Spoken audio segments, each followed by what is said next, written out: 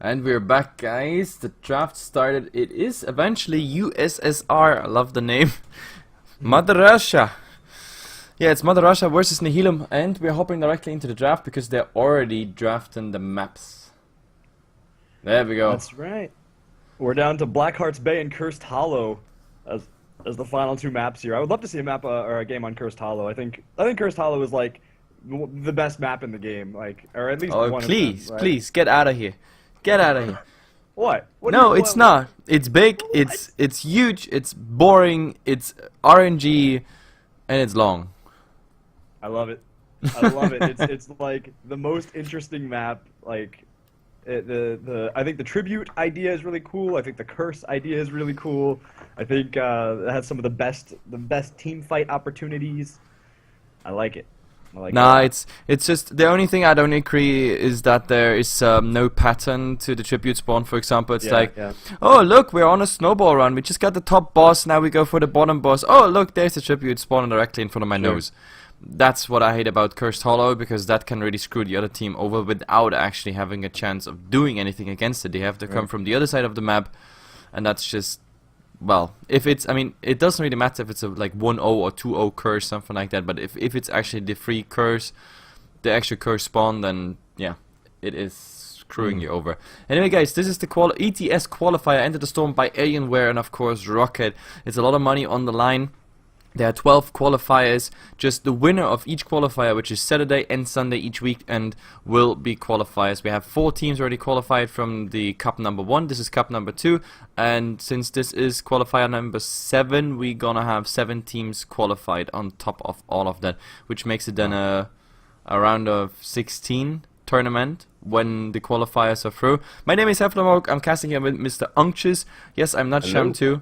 I'm so sorry about that, but he's sick, which means I had to jump in, and sorry about any production flaws, because yeah, I had to fix everything on the spot, pretty much. It was so definitely a last-minute switcheroony. Yeah, switcheroony. Unctious is making clean feed on like just, I don't know, 2 hours preparation. I'm doing like the whole mainstream just on a short notice. I'm just glad I still had from qualifier 3 or so some scenes saved. Anyway, let's look into this draft. Nihilum versus Mother Russia, USSR. That's right. So we do see an Anubarak ban and a Zagara ban here. Nihilum really not feeling Zagara. This has been their ban, I think, all 3 games so far that they've played. So definitely something that they're a little bit worried about. And me over on Team USSR, we do have that Sylvanas pick. Sylvanas obviously able to put out a ton of damage, able to clear waves like nobody else. And on top of that, she's a mobile curse. So not only do you have a curse, on the map, but you also have kind of this mobile curse that can move around and pick out lanes to push whenever she wants. That's actually something nice. I never heard someone saying that, the mobile curse. But yeah, on Cursed Hollow, Sylvanas is yeah, that's a good description. Either way, on Nihilum, we get pretty much the old suspects, to be honest. I mean, USSR is one of those teams who actually started to ban certain heroes that... What? I got removed from party. That's alright, I'm inviting you to the game. Man, like this is now I lost my train of thought here. I'm getting kicked from the lobby. Jesus. Anyway, like the Anubarak is like the first ban that actually goes against the Nihilum, so maybe USSR, they looked at the drafts of the other games. They want to prevent of like this one coming through. Maybe they also don't want it because he's a pretty nice tank who can also do quite a lot now, especially with the new bugs. From even the other side of the tribute wall, he can dive through, he can stun you through, and the beetles, if you're inside, the beetles go around the wall and just, you know, say hello. It's horrible for interrupting, and those beetles actually have quite some HP, which is, what a mess. Yeah.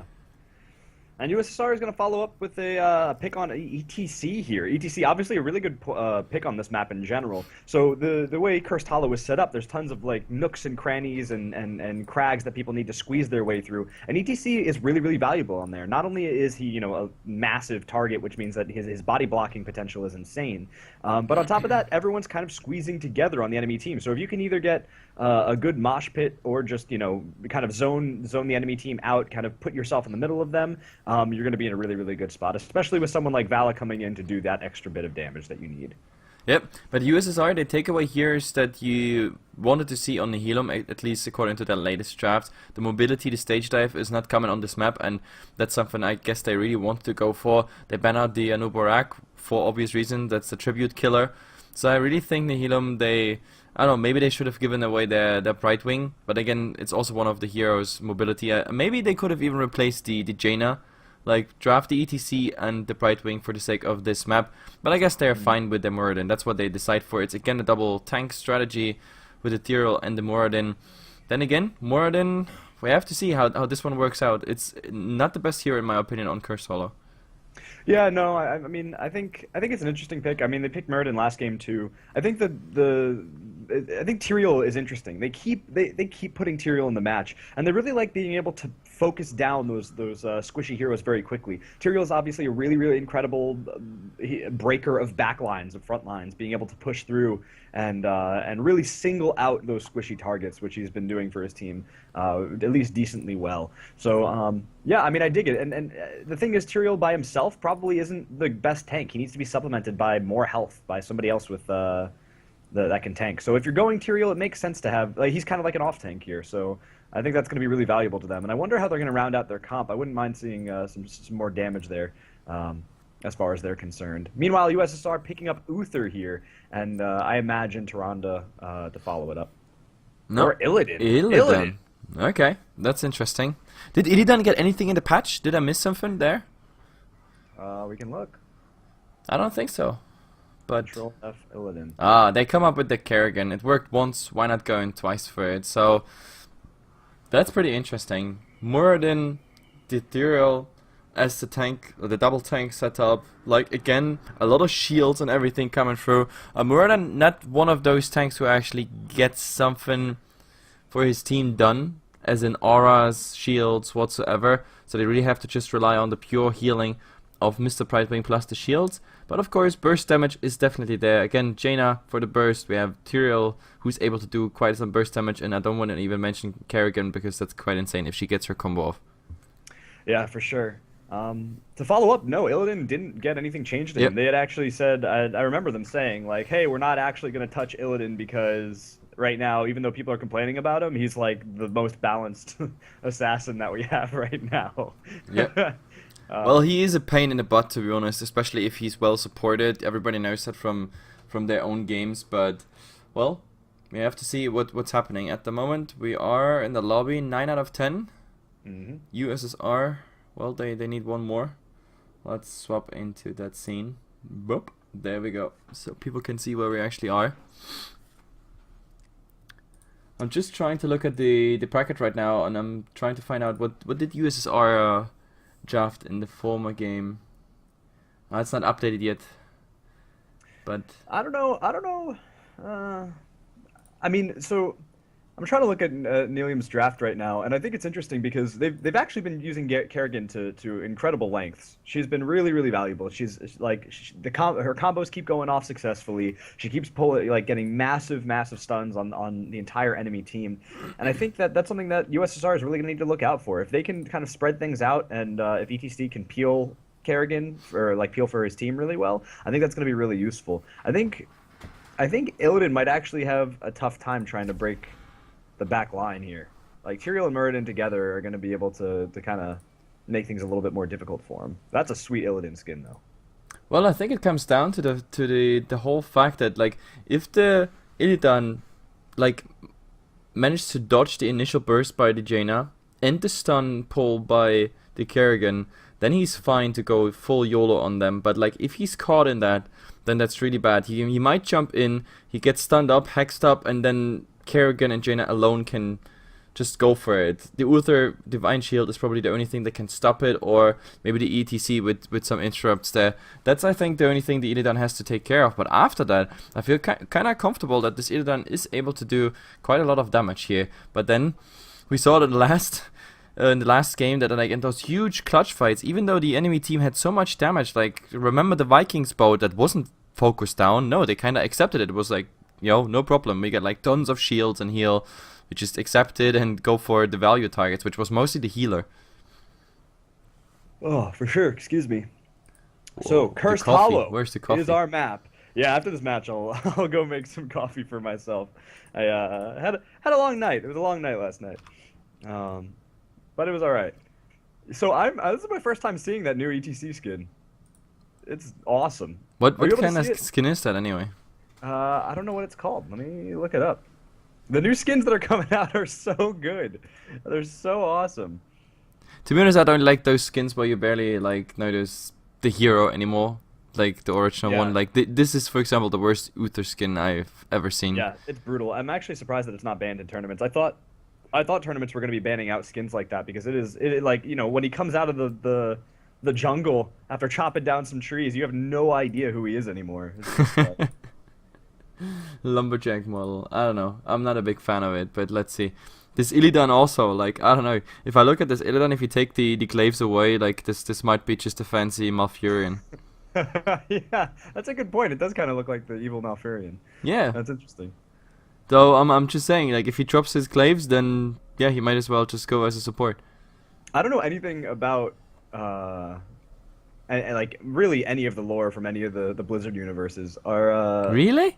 yeah, I'm so out of the That's loop why on you that. couldn't pronounce Nihilum, because you have no idea. Nihilum. It's a big old school guild in World of Warcraft. Their biggest. Really? They were pretty much till Ulduar content responsible for pretty much every single world first out there. I was actually in a competing guild, and I was also in a guild that was merging with them later to a guild which was called Insidia. But yeah, Who I was knew? competing with them like many years. Nihilum. Nihilum. Yeah, Nihilum. It's many people say Nihilium, but because I don't know, because it sounds like helium or something. I Yeah, don't yeah. know. But then we have to make this voice.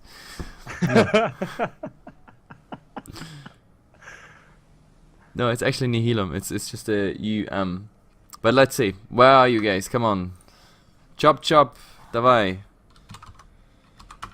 Davai. What's Davai mean? It's like hurry up. Oh, 1 minute, he says. I'm gonna start saying that to people. Davai. Yeah, Davai. That's Russian for I don't know, chop chop, hurry up, something like that. Cool. You can also use it Learn something in. new every day. I was not planning on getting language lessons today. Oh, sure, choose any European language, and I can pretty much teach you something. Really? How many languages do you know? Oh, quite a few. Like understanding more than actually speaking. Some are the problem. I'm pretty rusty on some because I haven't spoken them in years. Like my Russian, for example, is I don't know. I understand a lot. I can still write a lot, but yeah, I haven't spoken it in almost 10 years. Wow. But like if you reactivate me, if you put me like in a room with Russians and let me out after a month, I'm probably going through as a communist. No problem. Red Sock Hefla. What did Stock say? I don't know. New Ale. I don't know what that actually means. It's new is just like a filler word, but I have no idea. You're slacking, man. Gotta study up. No, when it comes to Russian, you only have to know some words like for communication. Since you don't play Dota, you don't know like the usual Russian stuff like suka, bled. Yeah, no idea what that means. That is like suka is a really bad word. Like a really bad word.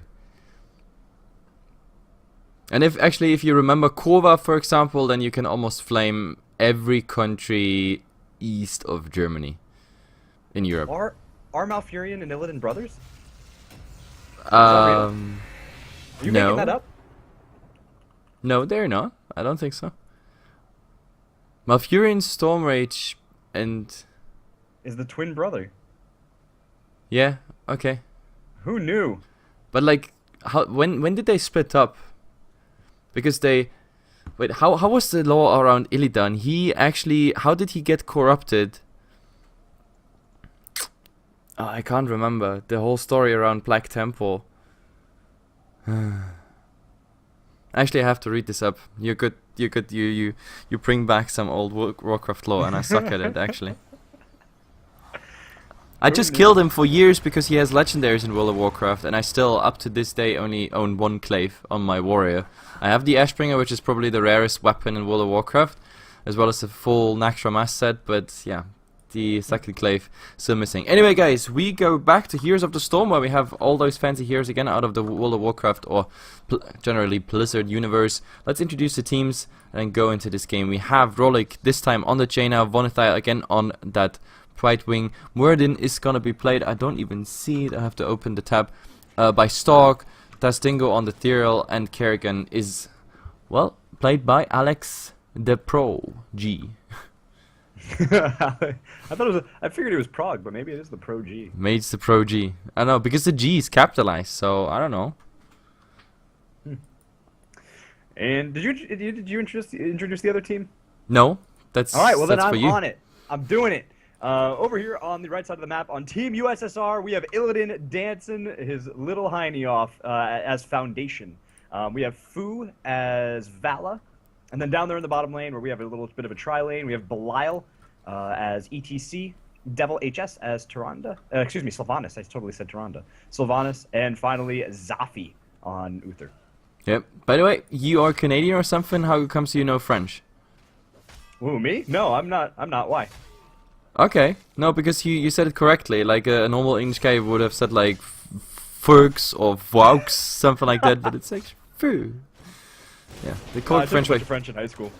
Ah, okay, that explains it. So you know that nice little combination of words. French is a horrible language, but either way, guys, back to this game. And enough with all the languages here. We had already a little go on at ETC, but then Uther is counter healing. But they go for a second try. Kerrigan, however, coming a bit too late in, not getting the pull back, and he's just sliding out. So it's a nice little standoff here. Tri-lane versus tri-lane. So far, it looks better for the USSR side, I have to say. And they rotate around again. This time the stun.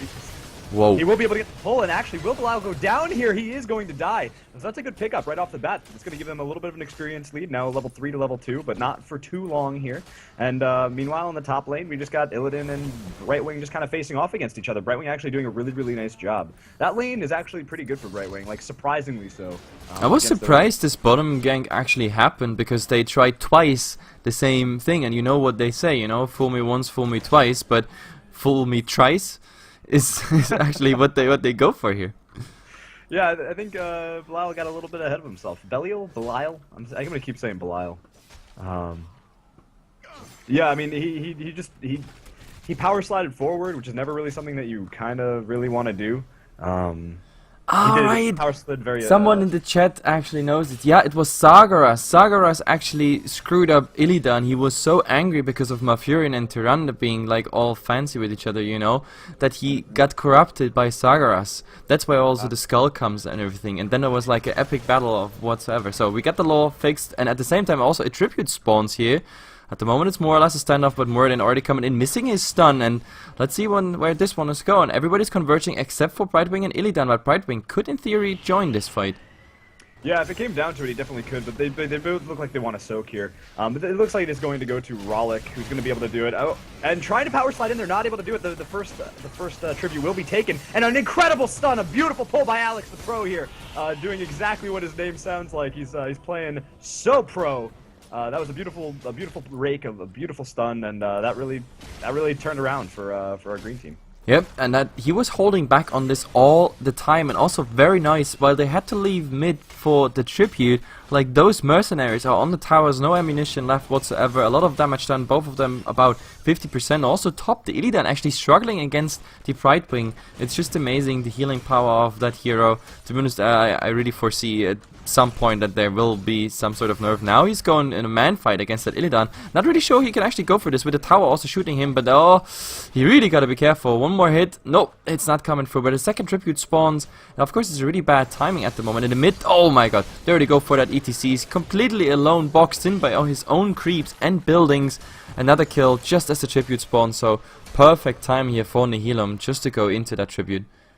Yeah, they're already taking a super dominant position in the game. They're now a talent up. They have their level 7 talent, so they're gonna have that little spike of power here for at least until their opponents can soak up to that level 7 as well.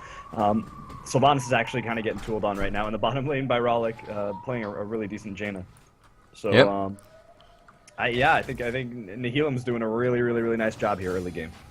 Absolutely, they're one level ahead now, 2 tributes. Well, the Illidan is swapping now to what he's supposed to do at this level, just go for the mercs because he can. But the problem is, of course, Nihilum, they already cleared their side, pretty much all of them. Top, it's a 3-man push here with only the Vala defending, and, well, the Giants are coming in helping out there as well. So that's another set of tower plus wall falling. Nice experience coming out that way. Only good news at the moment for the Russians is really that the merc camp in the mid might come out and push something while the 3rd tribute is spawning. Yeah, I think. I mean, in the race to level 10 here, Hefla. I mean, we're gonna see Nihilum come out once again. They're going to have their 10s, and that tribute's going to spawn, and their opponents aren't really going to be able to engage comfortably. So they kind of need to be looking for a pick right now. But all right, Foundation getting some damage put on him, but he's going to be able to get away. He just slides right out of there, and ETC is there to kind of back him up. But it is 3-on-2, and they just want to clear up these knights in the meantime. They're not trying to do anything too super terrible. They just want to put on some pressure and get their 10 so that their opponent can't really take this 3rd tribute. So they're going to have a very early curse here, unless our red team can find some way to get back into this. Yeah, this is exactly what I said about Cursed Hollow. I mean, this is the perfect spawn position for the 3rd tribute, and they know, look at it, they know that nobody is going for that tribute, that like the Russians accept this. That means they're gonna use that time not tagging it just to go for that boss. So top, the fort is going down, and the Brightwing is actually a bit in trouble, but he's still on decent HP to actually make it with a blink heal there to the next creep wave. So they get the boss and they get the curse. So this boss is rolling through a cursed enemy line, and that's horrible. The timing is just perfect at the moment for Nihilum. Yeah, it was such a smart play. Like I feel like anybody else would have grabbed the tribute and then wasted tribute time to grab the boss, but no, not them. They said we know that our opponents can't even consider engaging on this, and they knew that they had enough of a lead that their opponents couldn't get 10 by the time that by the time that they had to get the tribute. So yeah, that middle tower will go down. Meanwhile, the boss just pounding away at that bottom tower. And there's really nothing that our red team's going to be able to do here. This is going to be a full rotation up to the enemy's boss. They're just standing in their base at the moment. They don't know what to do. Like the mind games, the poker is coming out from Nihilum. And well, they have to look at bottom. That boss is not getting any damage since it's cursed. That means they have to, they have 2 bosses at the same time at their hands. Nihilum completely outmaneuvering them on this map. I mean, this map is probably the most practiced one anyway, because it's, the most played one. Yeah. So yeah, by the time they're gonna finish this boss bottom, the top, the heroes plus the boss, they will already do it. But oh, they're gonna dive here someone. There's the stun by Uther. He's trying to get out, even took a sip, but oh, he's getting pulled back, and there you are, just a ghost. Yeah, this is gonna be looks like it's gonna be a pretty quick game. They're going for the keep here in the top lane. The entire team has to rotate back in on it. But they should be able to get this, especially with the boss pounding away at those 2 towers at the top. They can all they need to do is support that thing and keep it alive, and it's going to do a ton of damage here. ETC going to try to get involved, maybe a little bit, actually getting a little bit too far forward, kind of out of position, and this keep in the top lane is going to fall. Yep, this is not just to keep. I mean, look at the boss's HP. Can they finish this here? Like below 8 minutes or something? But oh, there's a Metamorphosis finally coming in, but instantly, I don't know, not even the silence is gonna help, and Dyril just pumping in there, but this time, well, it's not gonna change anything. Kerrigan is the only one on low HP, and the rest they just take a beating. Uther now the next one to fall, and Illidan is the lonely guy just standing in his base, and this is really gonna go straight for it, man. 8 minutes with the boss still left. Why not? That's it, man. That's gonna be game here, and there it looks like Nihilum's gonna move on to the semifinals, I believe. Yep, that's semifinals already. They look good. They really look good. That's why I wanted to follow Nihilum, because I think it's a very promising team. When I saw those names, I think they founded the guild, the clan, the organization in Heroes of the Storm team like what, a month ago? Not even a month ago. It was around DreamHack Bucharest. They're just stomping. It's brutality. Yeah. It's like cruel and unusual punishment. 10-0, 0 kills there. 8 minutes 30. That's what's surprising. 8 minutes and 30, just racking through. And I mean, the Russians, they made it till here, so they can't be like the worst team on the planet. But like against this nice movement on the map, they just couldn't do anything. The double boss, that was just too much. 3 tributes in a row. I mean, the first one was a decent fight, but it was also a 5-on-4 which they lost. And well, those 2 bosses, just nothing you can do against it. Yeah, I mean, as soon as USSR got their level 10, they tried to engage on it. They said, you know, we need to do this now or never. And it turns out maybe never was gonna be the call. Yeah. So we have to look into the bracket, and looking at the bracket right now. So Nihilum proceeds. That's Dignitas or what was the name of Imaginary Gaming Heroes, which is a French team. So maybe you can use your French a bit later. Dignitas is, I mean, it's tagged as a European team, but they're mostly German. And on the other side of the bracket, we have Well Met versus Refuse. I think this is like the highlight of round number 3 a bit, because they are pretty even teams, but I think Well Met might make it. And well, then we have to see. I still think the next game we're gonna get is probably the most interesting semifinals, because Nihilum looks good. If Dignitas goes through, I think they might meet their maker. Yeah, I'd be interested in seeing if they come out ahead. That's going to be a tough match. It should be a good match too. So I'm excited for that. Yep. And then the finals, which are going to be a best of 3. Absolutely. Anyway, we're gonna check if we might be able to cover another game here of round 3 in case they haven't started. But if they started, we should have sooner result on Dignitas Imaginary Gaming, because they started way earlier than this game. But then again, who can expect that? I think Imaginary 8 minutes. Gaming just came out ahead. I think they might have just won the game. Oh, okay. Then that's perfect. Anyway, guys, so 5 minutes music, and then we're back for the semifinals. Nihilum versus someone.